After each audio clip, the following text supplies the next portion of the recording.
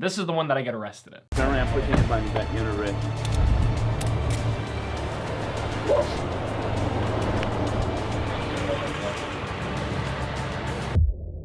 Welcome back, folks. Thanks for tuning in again. So today we're going to be looking at the second part of me running from the police, and this is the one that I get arrested in. This is the good one, let's say. So to date, this video has 451,000 views, so almost 500,000 people have seen this. Now to quickly catch you up, if you haven't seen any of the rally videos or if you don't know where this is from, this happened back in 2020 in October. This was our rally called Savage Rally, and it was going from Miami to South Carolina, the final end destination being a track day for everyone. And at the time, I was very excited to take my S65, which I drove on this rally. I was very excited to take it on the track, but about 7 minutes out from the track, I made the decision to run from a cop that had just come onto a road that I was going down to get into the track. And unfortunately, it didn't pan out well. So without any further ado, let's watch the video. Previously on Savage Garage.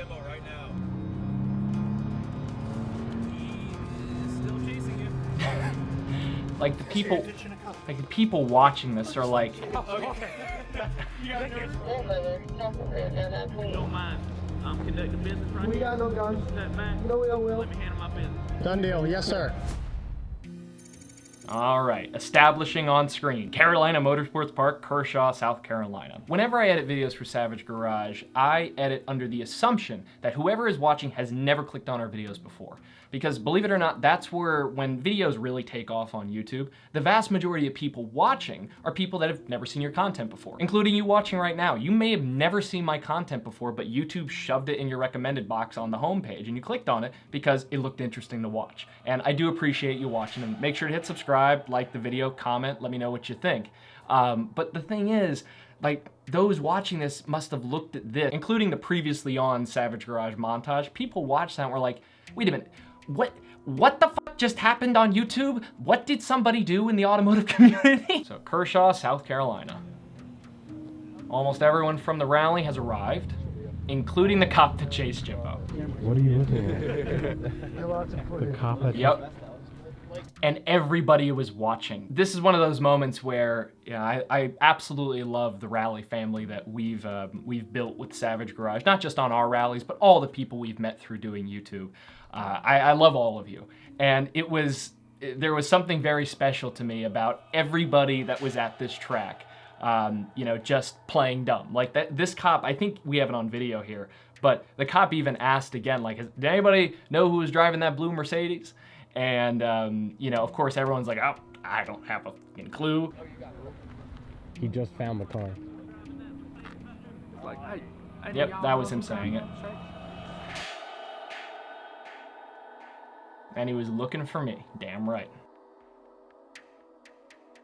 Jimbo is high in the back. So this is interesting right here because I never mentioned who shot this clip. This was David Lockhart.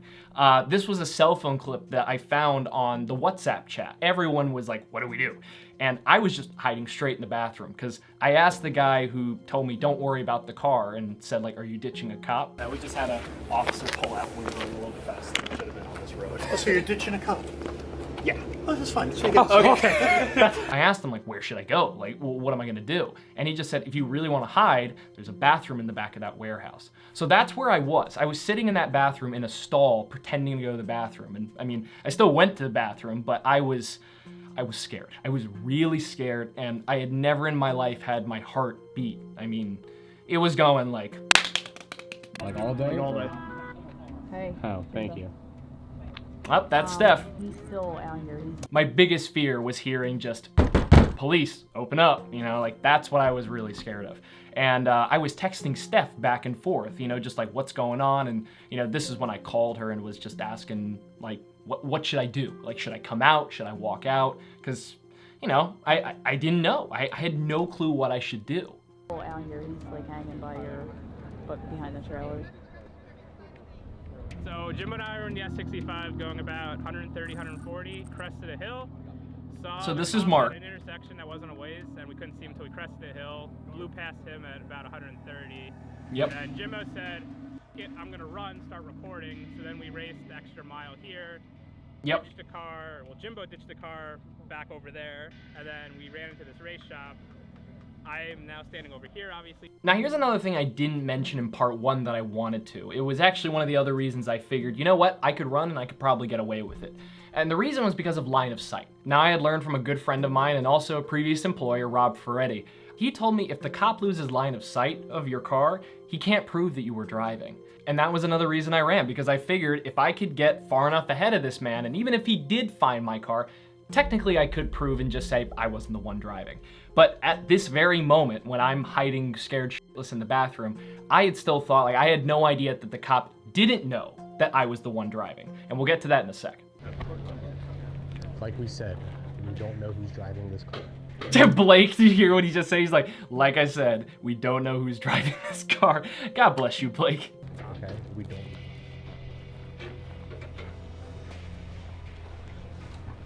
Why is the door open? God, we look like a mob. I wouldn't touch 15 minutes later, Jimbo got a call from Jason, the rally organizer. The cop spoke with him. He said they're already towing the car and nobody's going on the track until the driver's found. The sooner you confess, the better it'll be for you. Now here's the thing about this. Now the person I'm speaking about, Jason Kanakri, he's the organizer of the rally. And Jason was told by the cop, you know, everyone will be able to go on the track the sooner, you know, I figure out what's going on, because I'm gonna find this guy. A lot of people said this to me after this video went up in person. They're like, well, why didn't you just come out and pretend, you know, it was your car, somebody took it, somebody else was driving it? Believe it or not, when you go on these rallies, and a lot of the people you go on the rallies are friends of yours, it's not uncommon to swap keys. Like, I've done it with people. I throw them the keys to my car, they throw me the keys to theirs, and it's a lot of fun. Obviously, there's a lot of trust built up there, but the point is, like, it's not unusual for somebody to be driving someone else's car on a rally. And this car at the time, because of the fact that COVID at this time, like, the car wasn't registered. I mean, I had a bill of sale, I had a signed title, all those documents, but the car wasn't actually registered. But anyway, I could have come out and said, like, this is my car, it's not properly registered yet, and, you know, there's a whole story as to why, but I let somebody else drive the car in the morning. Yes, that could have worked, but the chance that there was a security camera on the shed, or a security camera inside the shed, or somebody at the track saw something and, you know, spoke up to the cop. You know, the thing was, like, the cop couldn't actually force people not to go on the track because we had the whole track rented out. The reason why the cop had any leverage there was because the cop knew the track and the track knew the cop. Kershaw isn't that big of a town. So the cop told the track, like, don't let anybody on until we find where this guy went. And would the cop probably have given up eventually? Yeah. But when Jason called me and said, nobody's getting on the track until you come out and explain what's going on or this gets resolved, and the sooner you come out, the better it's gonna be for you. I didn't wanna be the reason that nobody got to go on the track or something stupid like that, because the people that were on this rally, even though a lot of them were pretty close friends of ours, a lot of people were excited to go on the track. I mean, we didn't just have that circle to do donuts on. We had the whole track. It was a whole track experience. So I didn't want to ruin that for everybody, and I felt like it was selfish if I hadn't done what I did, so that was another reason I did it. You're gonna want to get this on camera. I'm gonna go talk to the cop. Okay. I thought I locked the car. That's the sad thing. Yeah, no, the door was wide open. Wide open as in, like, open? Driver's side open all the way. Say you were in the bathroom. I was. Yeah. Yeah, I was in the, as soon as I pulled in, I ran into the bathroom. Huh? Yeah, neither can I. Yeah, I had no idea what I was gonna say. But I knew talking to him, it was the right thing to do. I knew it was.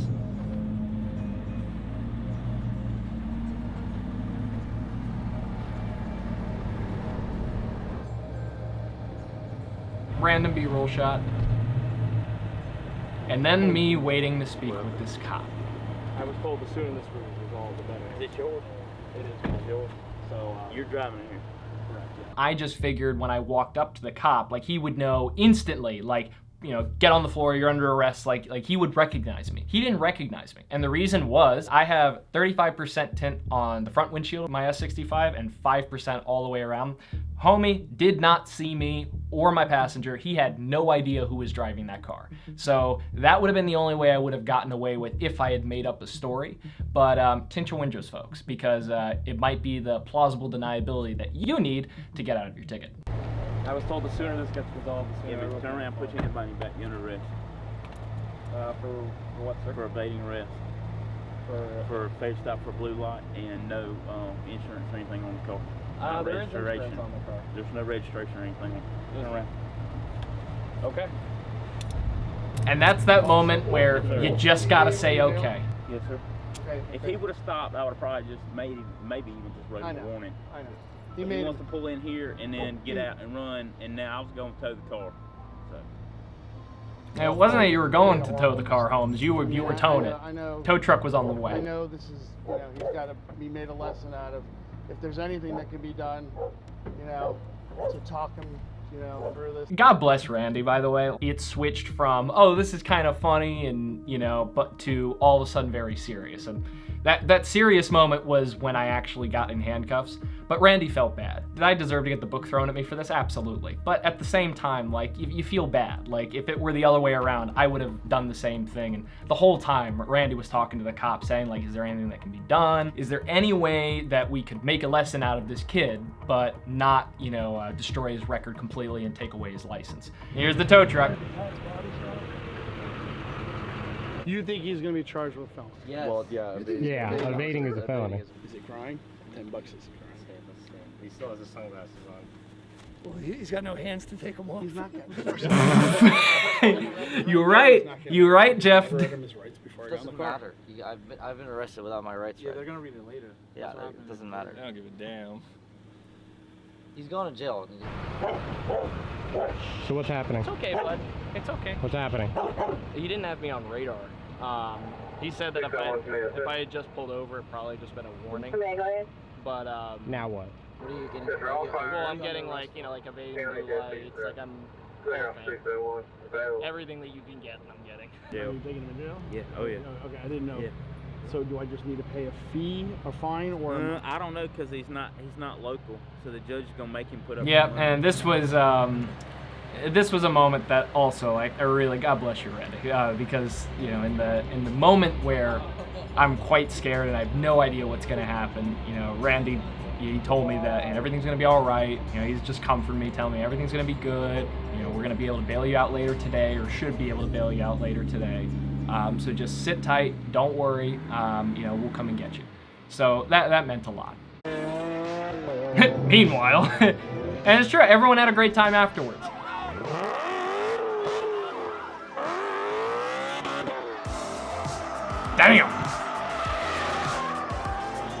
Damn, Randy was three-wheeling that thing.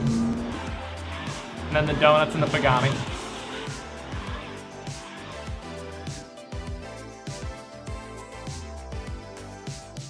The time, 4:36.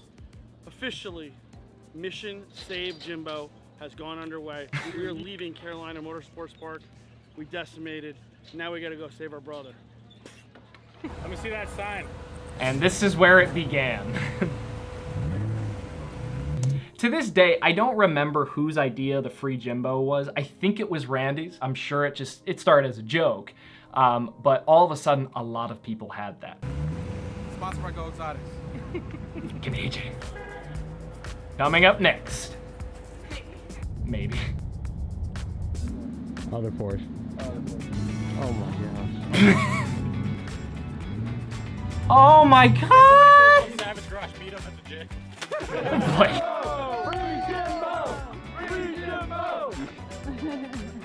Oh my god. And then we were just yelling at random cops. Does that have to do with our protesting? A little bit. Oh my god. You owe us dinner. I had these shirts designed right after I got back from the rally. I mean, Randy and I were talking about it on the plane ride back. Like, we've got to run merch on this. So it was very fun. Like, I was very happy that we were able to put this with the video. But free Jimbo, man, like that was great. So that's it for part 2. But before we go, I want to quickly look at the comments. And this time I'm going to sort them from newest after I look at some of the top comments, because I'm curious, for those who are watching this for the first time now, I'm curious what people are thinking. So anyway, let's take a look at the comment section. I love the transition from Jimbo getting arrested and switching to a bunch of happy music and people having fun at the track. Yeah, that was the idea, because that's what happened next. Everyone was like, all right, well, cop's gone, let's go on the track. This is what I talked about earlier. You see such a different side of Randy in this video, almost like he's a father, talking to Jimbo, letting him know everything will be okay, making sure that the fee/bail is paid. You guys are great. And yeah, and Randy did pay the bail. You know, we talked to the bail bonds person that was right next to the jail where we all pulled in. But I think bail was set at like $12,000, and you know, you get the bail bonds and the bail bonds thing. And I think he ended up paying, it was something like either $1,200 or $3,000. I don't remember which one it was, but it was like 10 or 20% of the bail. So anyway, yeah, I mean, thank you, Randy. A lot of this dude thought that he wasn't getting arrested. Yeah, like, it's kind of funny, isn't it? Like, you actually think you go up to a cop, you own up to doing that. Of course I would get arrested. I can't believe for a moment that I thought I wouldn't, but you're right. Looks like Jimbo's record isn't staying stock. You're damn right about that. If he actually evaded the police, that would have been insane. It also probably wouldn't have been something I put on YouTube. And I know that people hearing this are like, well, what are you talking about? You put all this on YouTube, right? Well, the reason is because the takeaway from it was the person who did something wrong owned up to it, suffered the consequences, but we had a good time and made the best of it. I wouldn't glorify running from the police and getting away with it. I wouldn't be sitting there like, haha, I got away. If that had happened, it just wouldn't have gone in the video. Like, just straight up, like, I wouldn't have even put in the video, the whole chase, like, none of that would have gone in there just because it makes us look like idiots. Like, it makes us look like we're out here being extremely reckless on purpose, and we're proud of it, and we're putting it online and profiting off of it. Like, that's not the kind of image that we want. Savage Garage is a family of car people that we go out, have fun, and go on adventures, and most of them end up being on rallies. We don't go out there looking for trouble. Some people think we do. We don't. We just document what happens, and some rallies are more eventful than others. This one was very eventful. I love how Jimbo was arrested for a few hours, but free Jimbo merch is already on sale.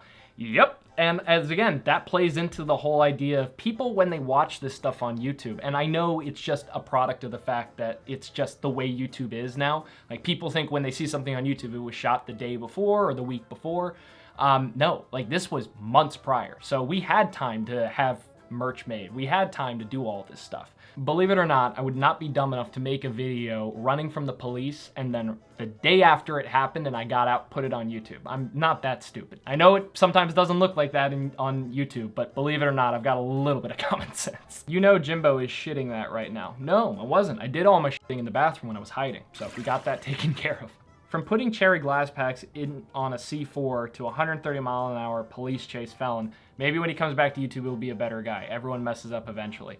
Wow. Well, I guess you've watched me for a little while. I put glass packs on my C4. That was like in 2016 or 2017. I will say it's interesting. People watch this and they assume that I was going to jail for a while. Like, I'd be in there for years. I'd be off of YouTube for a while.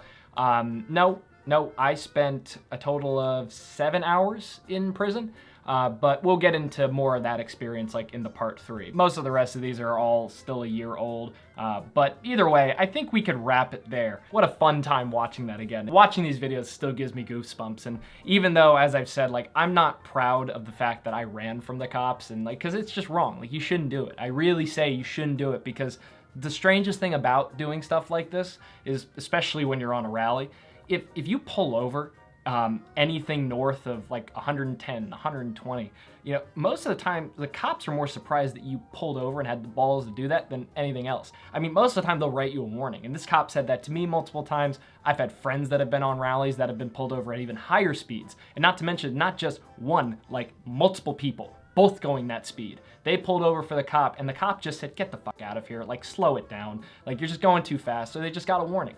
Are there always stories of somebody getting yanked out of the car, held at gunpoint for going fast? Yes, I know they do exist. But a lot of times when it comes to stuff, especially on rallies, for some reason, maybe it's just that like mob mentality. When you're in a group, for some reason it's okay, but if you're one person, you end up getting the book thrown at you. A lot of times on rallies, if you pull over, you have a really good shot of not going to jail. But anyway, folks, that's it. I appreciate you guys watching this far. If you have, hit the like button, subscribe, all that jazz. Tune in next time. We're going to talk about the final part of this series from Savage Rally, me getting bailed out. I'm going to talk about the conversations I had with the cop in the car on the way to jail, and a whole lot more. And let me know what you think in the comments. Should I keep doing some more of these videos? Should I not? Let me know what you think. So with all that being said, I'll see you in the next one.